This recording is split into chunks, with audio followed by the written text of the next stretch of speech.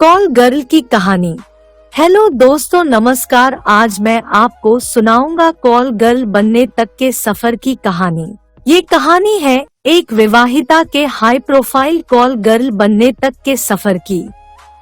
एक ऐसी महिला की भावनाओं की जो परिस्थितियों के कारण एक ऐसे अंधे कुएं में धंसती चली गई जहां से बाहर निकलने का कोई रास्ता नहीं है। जाने इस महिला की पूरी कहानी। खुद उसी की जुबानी डर्टी कहानी पता नहीं मैं आपको अपनी कहानी क्यों सुनाना चाहती हूँ। मुझे लगता है कि शायद मैं अपने दिल में दबे इस डीप डर्टी और डार्क सीक्रेट को किसी से कन्फेस और शेयर करना चाहती थी, क्योंकि मेरे दिल में दबा यह राज मुझे हर दिन अंदर ही अंदर मार रहा है। मैं एक 26 वर्षीय शादीशुदा भारतीय महिला हूँ। मेरी शादी 6 साल पहले मेरी ही पसंद से हुई थी। आप इसे लव मैरिज कह सकते हैं। मेरी शादी के पहले 5 साल तो अपने पति के साथ कुछ इस तरह से निकल गए कि मुझे लगा कि मैं हवा में उड़ रही हूँ। मुझे क्या पता था कि कुछ ही दिनों के बाद मेरी राह कांटों से भरी बनने वाली है।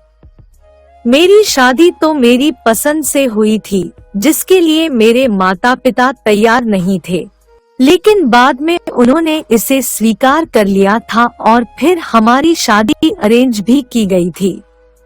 हमारी शादी को सिर्फ 1 ही साल हुआ था कि मुझे मेरे पति के एक दोस्त से पता लगा कि उसने दूसरी लड़कियों से डेटिंग करना, डांस बार और रेड लाइट एरियाज में जाना शुरू कर दिया था। इस बारे में ज्यादा जानने की कोशिश करने पर यह सारी बातें सच निकली तो मेरा दिल टूट गया। दुनिया मेरे लिए एकदम बोझिल हो गई। इस बारे में जब मैंने पति से बात की तो उन्होंने सब स्वीकार कर लिया। गलती कौन नहीं करता और दूसरा चांस मिलना चाहिए, यह सोचकर मैंने अपने पति को माफ कर दिया और जिंदगी पहले की ही तरह चलने लगी। लेकिन शादी के 2 साल के बाद दिसंबर 2013 में मैंने उसे एक शॉपिंग मॉल में फिर एक लड़की के साथ देखा जो उसकी दूसरी पत्नी थी। उसने किसी और से शादी कर ली थी। बिना कुछ सोचे उसने कहा कि वो अब मुझे प्यार नहीं करता और मेरे साथ अब और जिंदगी नहीं बिता सकता। मैं समझ नहीं पा रही थी कि क्या करूं। इसी प्यार और शादी के लिए मैंने सिर्फ 21 साल की उम्र में ग्रेजुएशन करके अपने पेरेंट्स, भाई बहन और दोस्तों को छोड़ दिया था। मुझे खुद पर गुस्सा आ रहा था कि क्या यही था वह प्यार जिससे शादी करने के लिए मैंने अपना सब कुछ कुर्बान कर दिया। मेरे पेरेंट्स ने मेरी वजह से उसे एक्सेप्ट किया था, लेकिन फिर भी खुश नहीं थे। उसी दिन मैंने अपना सामान उठाया और नौकरी तलाशने के लिए दिल्ली आ गई। उस वक्त की मेरी स्थिति शायद ही कोई समझ सके। मैं किसी से इस बारे में बात नहीं कर सकती थी, क्योंकि मेरे मन में गिल्ट था कि उस वक्त मैंने किसी की बात नहीं सुनी, नहीं मानी थी, इसलिए मुझे अपनी गलती की सजा तो भुगतनी ही थी। तब मेरे पास न पैसा था और न ही कोई ऐसा जो मेरी बात को समझ सके। फिर भी मैं दिल्ली में रह रही एक दोस्त के घर तब तक के लिए आ गई थी जब तक मुझे कोई नौकरी और सैलरी न मिल जाए। वहां रहकर कई कंपनियों में मैंने इंटरव्यू भी दिए। ऐसे ही एक वीकेंड पर जब मैं इंटरनेट सर्च कर रही थी तो मैंने एक कंपनी का एड देखा जो मेरे जैसी लंबी लड़कियों की तलाश कर रही थी। उन्हें अपने एक मॉडलिंग प्रोजेक्ट के लिए दिल्ली में ही मॉडल की तलाश थी। इनका पेमेंट ऑप्शन भी काफी आकर्षक था। वो प्रोजेक्ट के शूट से पहले ही 20,000 एडवांस दे रहे थे और करीब 2 से 3 घंटों के शूट के बाद 20,000 रुपए और मिलने थे। जब मैंने उनसे इस बारे में पता करने के लिए कॉल किया तो उन्होंने मेरे फोटो भेजने के लिए कहा और मैंने फौरन ही अपने कुछ कैजुअल शॉट्स उन्हें भेज दिए। अगले दिन सुबह ही उस एजेंसी से एक आदमी का कॉल आ गया। उसने मुझे दिल्ली के एक 5 स्टार होटल में मिलने के लिए बुलाया। जब मैं वहां पहुंची तो मुझे पता लगा कि वहां मेरे लिए एक स्वीट बुक किया गया था। मुझे ब्रांडेड कपड़ों, महंगे मेकअप प्रोडक्ट्स और खूबसूरत शूज से भरा एक बैग और मेरा एडवांस थमा दिया गया और मेरे रूम में जाकर तैयार होने को कहा गया। जब मैं रूम में पहुंची तो वहां एक और लड़की मेरा इंतजार कर रही थी। उसने अपना परिचय मुझे दिया और मैं तैयार होने वॉशरूम में चली गई।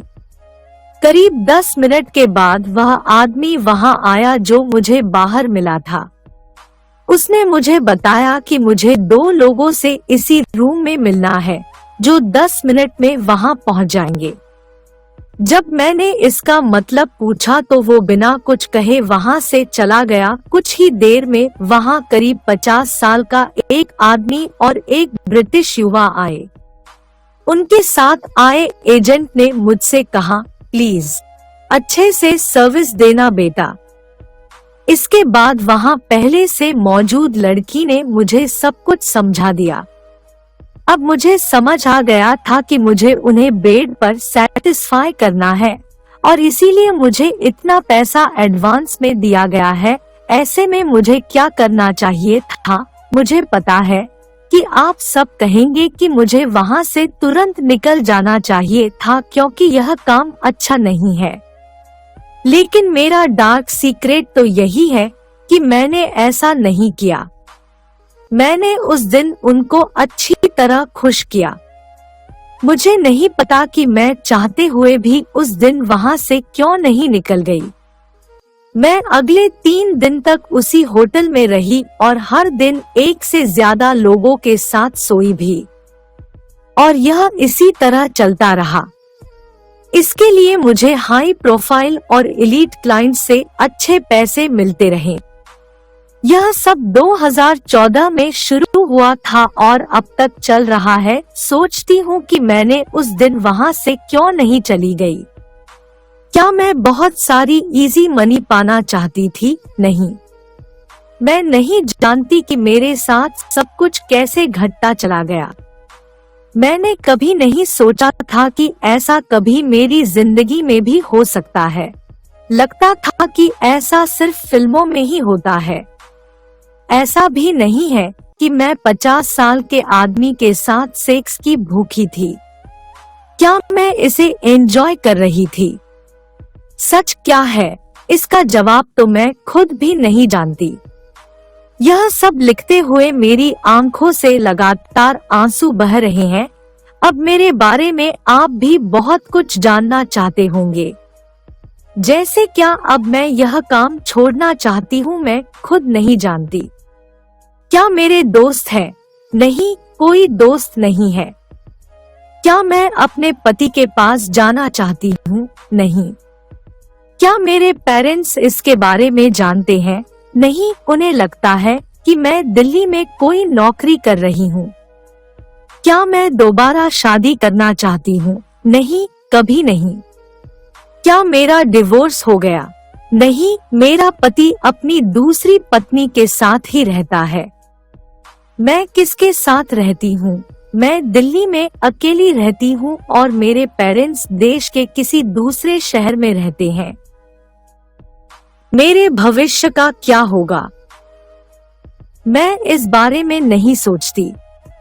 क्या मैं ड्रग्स या अल्कोहल लेने लगी हूँ? नहीं, अब तक नहीं लिया और कभी नहीं लूंगी। हाँ, मेरी जिंदगी की एक ऐसी बात है जिससे मुझे कुछ शांति मिलती है और वह है बाल मजदूरी को खत्म करने की मेरी कोशिश। देश के अनाथ बच्चों को हेल्दी लाइफ और शिक्षा उपलब्ध कराना।